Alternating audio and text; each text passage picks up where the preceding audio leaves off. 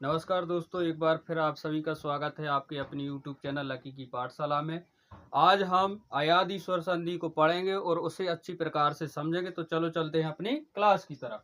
तो नियम रहा इस प्रकार, क्या पहले तो नियम पढ़ेंगे तब भी तो हम क्या जोड़ पाएंगे। नियम है, जब ए आय ओ औ के बाद कोई स्वर आते हैं तो ए का आय का आय, ओ का आओ और औ का क्या हो जाता है आ। मतलब कहने की बात यह है, ए कोई स्वर, मतलब स्वर कहां से, आ से अव तक, आ से अव तक कोई स्वर आते हैं तो इन दोनों के मेल से बनता है आय।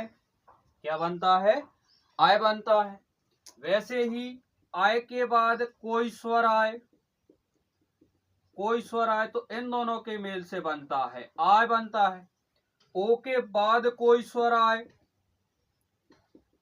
कोई स्वर हो तो ओ और दोनों के मिलने से आओ बनता है।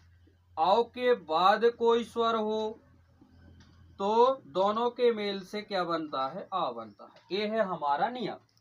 क्यों? क्योंकि नियम के बिना हम संधि नहीं सीख सकते, ना उसे जोड़ सकते हैं ना ही उसे तोड़ सकते हैं। तो चलो चलते हैं अपने उदाहरण की तरफ। ये लिखा है, पहला उदाहरण है ने प्लस अनम। क्या है? ने प्लस अनम। इसको देखो अच्छी प्रकार, अच्छे से देखना है और समझना है। यहाँ पर ना में मात्रा लगी हुई है ए की, तो जब हम इसका विच्छेद कर, वर्ण विच्छेद करेंगे तो निकल के आएगा ना प्लस ए। यहाँ साइड में है क्या? अनम।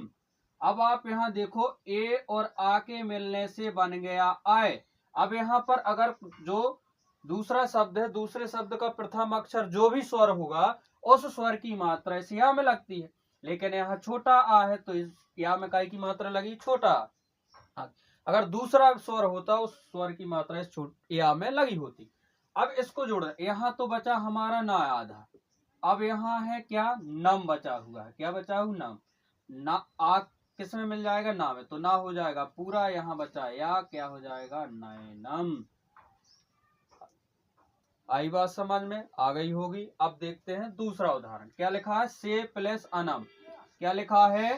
से प्लस अनम। करना वही है, इसमें काय की मात्रा लगी हो? ए की। तो जब हम व्यंजन में से स्वर निकालेंगे तो हमारा जो व्यंजन है वो हो जाएगा आधा। यहाँ से ए, यहाँ से मिला हमें अनम।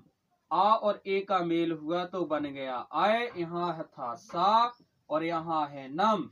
अब इस आ की मात्रा मिली सा में और यहाँ है या, और तो क्या बन गया? शब्द साइनम तैयार हुआ। अब है हमारा उदाहरण, क्या है? नए प्लस अकाह। तो आप यहाँ पर देखो, केवल आपको क्या करना है?